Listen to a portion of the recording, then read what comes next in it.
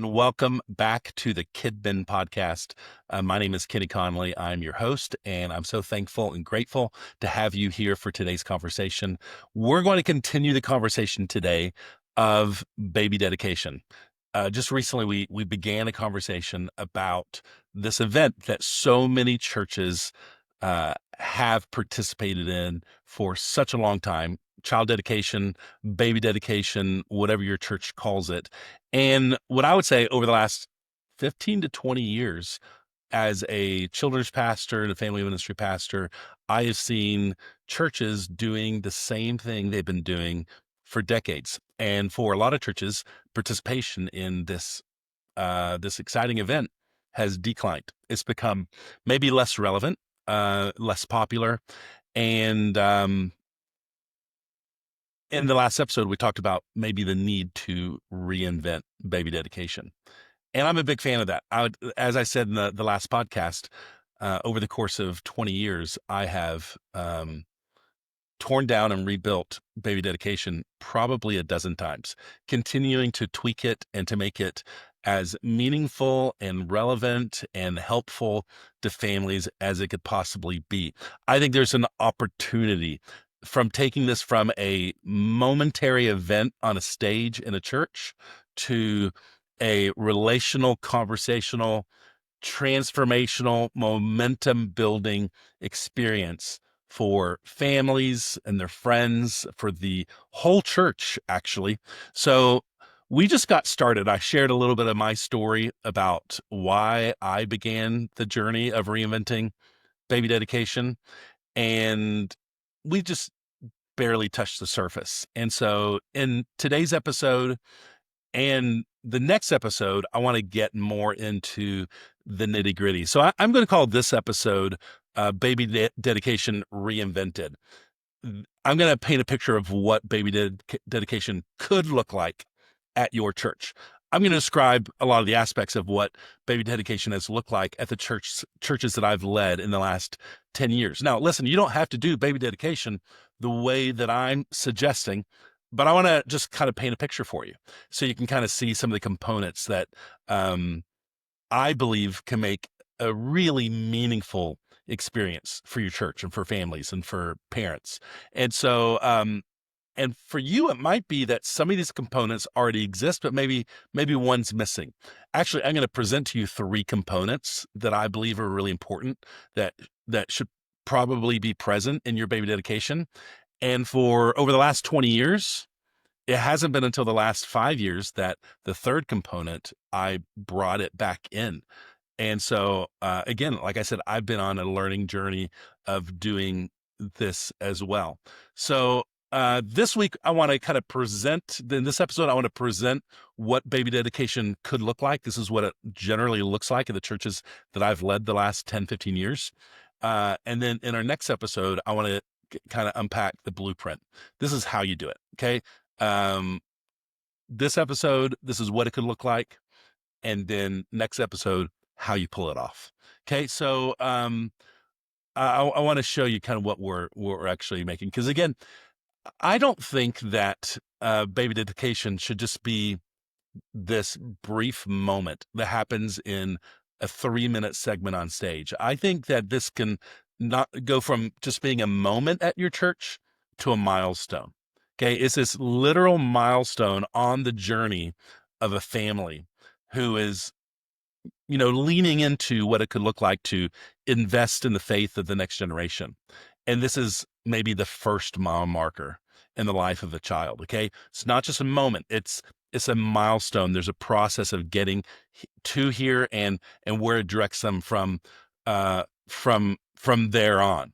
I think it can move from being a presentation where a family comes up to the front or up on stage where they're presenting their child. And we can take it from a presentation to a participation. That it's not just about this thing that happens that's one-sided, but something where multiple parties are involved in this experience. It's a participatory experience. That it goes from something that happens on the stage to something that happens in a living room. Now, I'm not actually talking about a literal living room. In the last episode, I talked about creating living room experiences because I wanted to create an experience in my living room for close family and friends to celebrate the long-awaited birth of our child. And the challenge my wife gave me of, well, why don't you create that kind of experience for everybody? A living room experience. Okay. So how do we move this from the stage, which is more impersonal, to a living room, to a relational experience? And then maybe the last thing is move this from transactional. There's so many families who that we don't even know, but they come, they sign up, they do this thing, and then we don't see them again, or they're not very involved, and it feels transactional. And we move it to something that's more transformational. That there's actually a moment in here where um, a parent's life is impacted, that their trajectory has changed. So that's the point of what this is all about, and why I think that baby dedication needs to be reinvented. So let's take a look and see what a reinvented baby dedication might look like. And like I said just a few minutes ago, I think there's three main components that need to be present. Maybe you come up with a fourth or a fifth, but these are the three that just have risen to the top of what makes a baby dedication unique and special in this new context, in this reinvented state. Okay, so let's say the first one is the parent component. Okay, baby dedication really isn't about presenting babies. It's not about this moment of where the church surrounds and prays over a baby. I think that baby dedication has a lot more to do with the moms and dads than it does the babies. I know some churches have actually even renamed their events and they call it parent-child dedication because it's a lot more than just what we do for the babies. I think there's actually a discipleship moment in here. There's a discipleship piece. And not that we're going to have an opportunity to disciple a parent in our baby dedication experience, but there's this Jesus-centered, faith-focused moment and peace that we want to be long lasting and to affect them. So, in the way that many churches have done traditionally, have done baby dedication, parents show up, they stand on stage, they smile, everyone oohs and ahs over the babies in their little outfits, and then they go off the stage and they go back to the service, they go to lunch, and that's it. And I think that baby dedication can be more than that. When you make this this parent focused moment, it should be a moment to build relationships. Okay. It's a moment to cast visions to moms and dads. It's a moment to equip them, to help them be the primary spiritual influences in the life of the kids. So the way that this primarily has happened over the last 20 years for me has been through uh, a baby dedication class, a required experience. So if you, and even we've got to the state where we don't actually post a registration for child dedication on our website. You only get the registration for child dedication after you've attended the class. So when a child dedication is coming up, we begin promoting the required classes.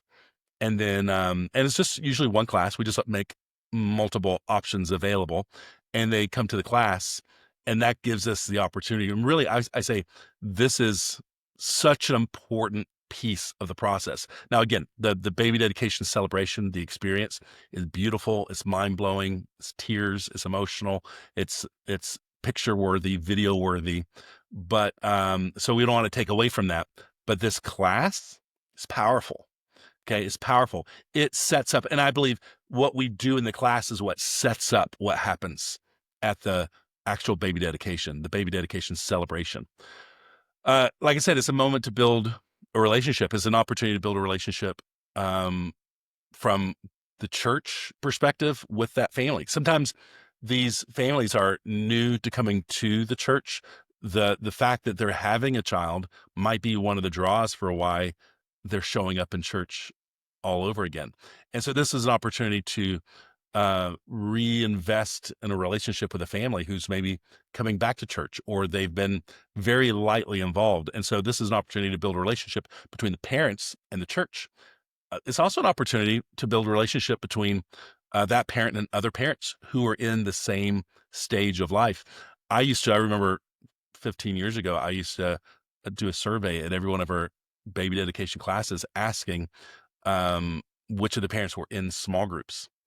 None of them were. Hardly any of them were ever in small groups. And I would network and connect with our groups pastor, our discipleship pastor, and say, could we help build maybe even small groups around our baby dedication classes?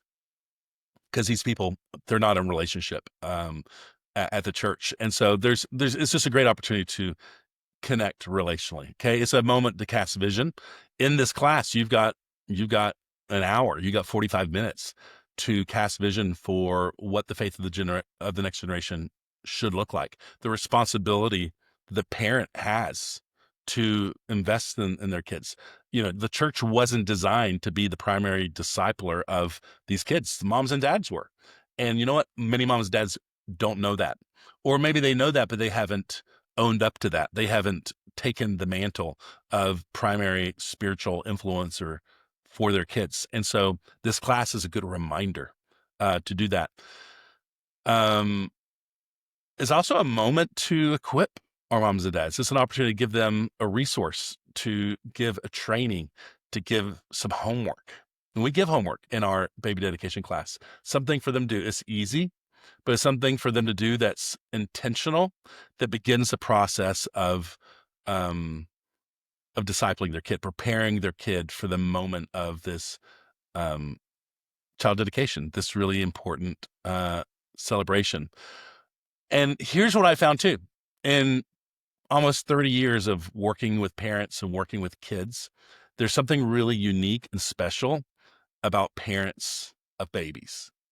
This is the season in their life, especially if it's their first child, where everything around parenthood is new. Like it just started, or it hasn't quite started yet. And even in this moment, everything is still, for many parents, it's still very new. It's still very hopeful.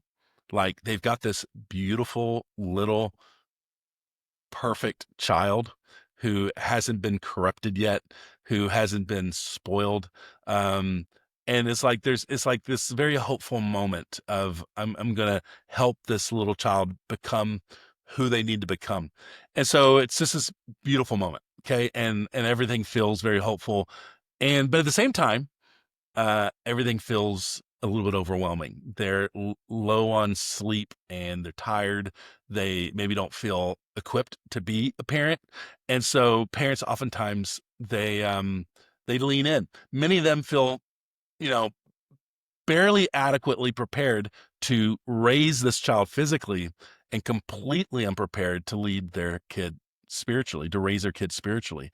So I'd say that even this hour that you have with parents, it might be the most important hour you ever get with that parent. Okay, to set the stage for what happens next. This is a phrase I like to use oftentimes when talking about milestones, which I think baby dedication is the first of several milestones, spiritual milestones. And a milestone is an opportunity to put parents in the driver's seat of their child's faith. Okay, for whatever reason, many parents they give up they step away from the driver's seat at different moments in the kid's life, and a milestone is an opportunity always to steer the parents back into the driver's seat and say, this is for you to do. You're the one who's the most impactful in this moment. And so a baby dedication, especially baby dedication at the beginning of this child's life, is an opportunity to set the stage for what the parent is going to be able to do in the life of the kid. So the parent piece, okay, the parent component is huge. It's so important. And so that's the first of the three components. And we want them to help. We want parents to start this race moving in the right direction. So that's the parent component. Okay. The second component is what I would call the family relational component. Okay. Parenting, it was never meant to happen alone. We love to focus on the Deuteronomy 6 passage when talking about baby dedication. When we talk to parents, when we talk to the church about baby dedication, we like to read that passage from Deuteronomy 6. And in that passage, Moses is appealing to the nation of Israel. And multiple times he says, "Hear, O Israel." He's talking about a a parental responsibility to pass faith to the next generation, but he continues to say, "Hear, O Israel," because it's not just mom and dad's job. It's the community. It's the whole community. And so in traditional baby dedication experiences, it's often we set it up, or we have set it up to be this this impersonal experience. A mom and dad on stage with their pastor and a whole bunch of people watching them. And so it's kind of a segregated experience. And it might feel a little bit performative, and but it's better when it feels more like a shared moment. Okay. In most of these experiences, the pastor talks just about the whole time.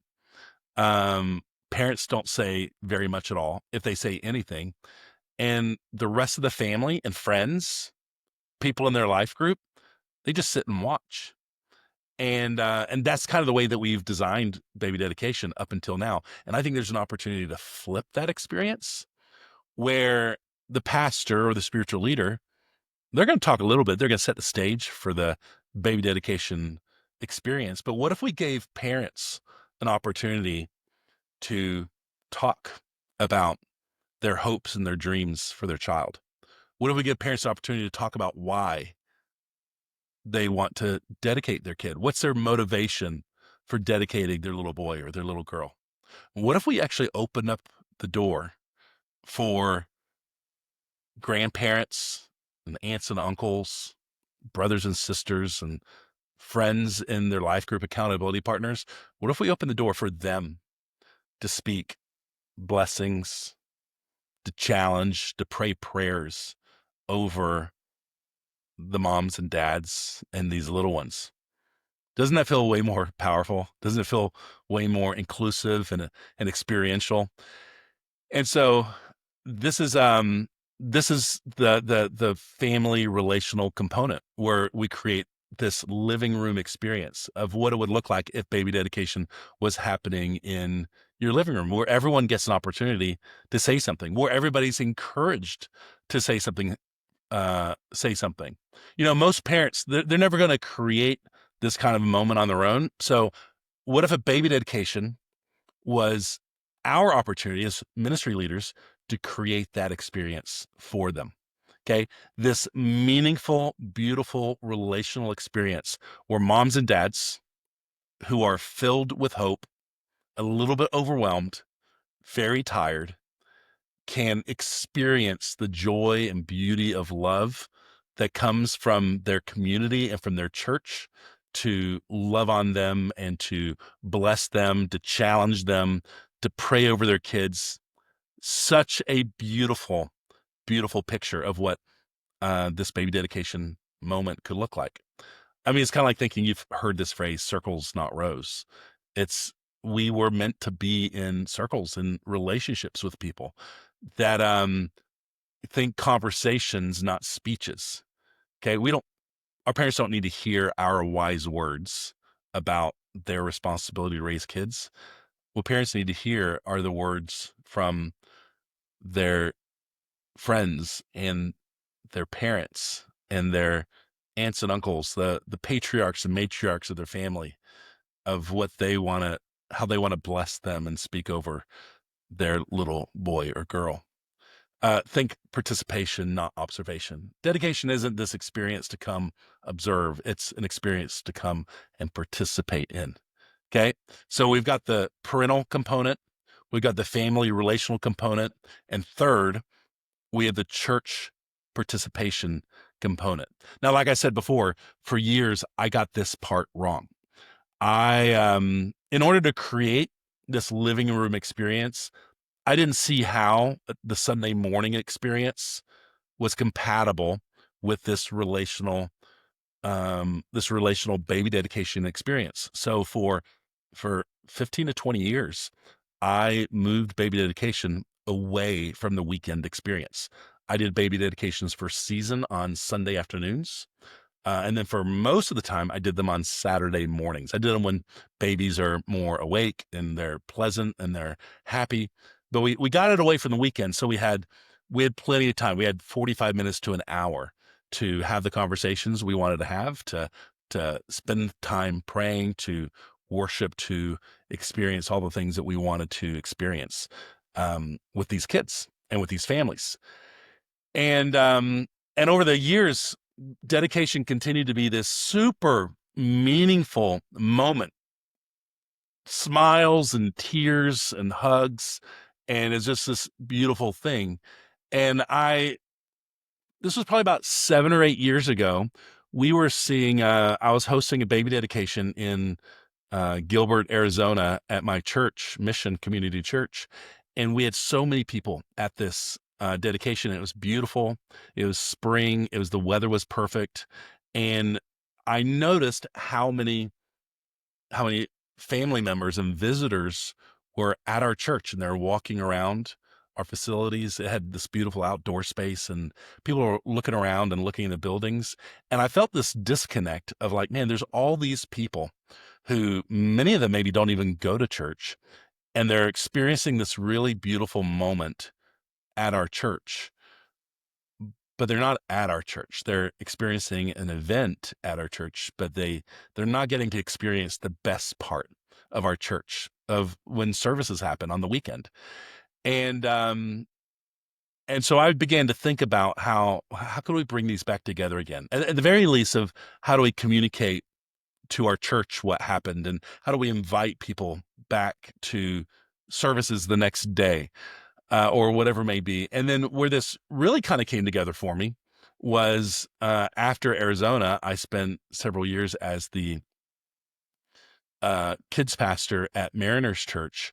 And when I began to modify baby dedication at Mariners, I got pushback from the highest levels of leadership, um, because they did baby dedication as part of the services, and they really loved it. Like, for them, they found it as this meaningful, exciting opportunity and moment for the church to participate with parents in this moment. As I begin to unpack my vision for what baby dedication could be, they loved that too. And so we began to explore what a collaboration could look like. And so at Mariners, we had 2 Saturday services and 3 Sunday services. And so the solution was we did baby dedication at like 2 o'clock on Saturday, or 2:30 on Saturday. So dedication was finished in time for the kids for the families to go to the 4 o'clock Saturday service. So we could do this meaningful dedication experience right before church started in the afternoon. And then the families were invited to come and attend that 4 o'clock service.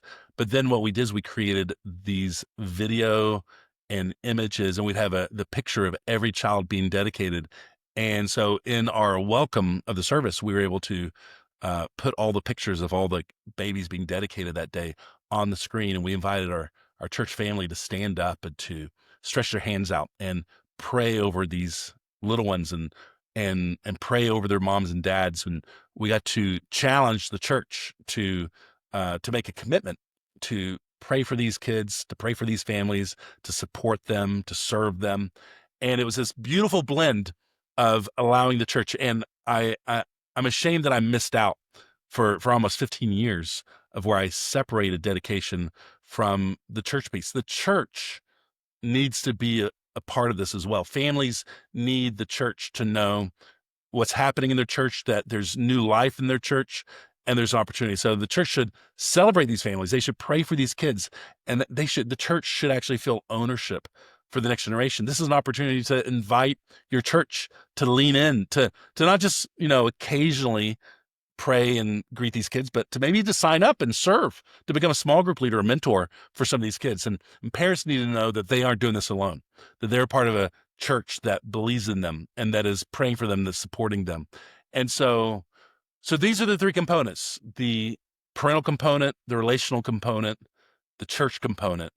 And I think that when you put all three of these components together, it makes for a reinvented baby dedication, something that's beautiful. Now, again, there's a lot of different ways that you can put this together, that you can modify this, figure out how you do this between services, before services, after services, how you, when you offer these classes and how you create these living room experiences.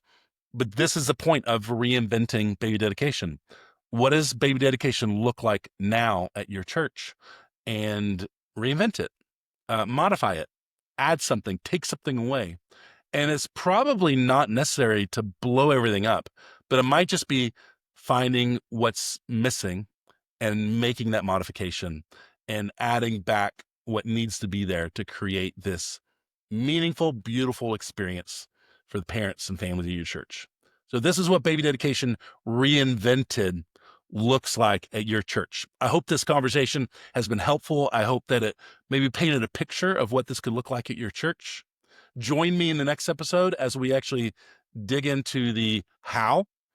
We're going to open up the guidebook, the playbook of how we put together and host a beautiful baby dedication experience. So we'll see you in the next episode. Thank you for joining me again on the Kidmin Podcast.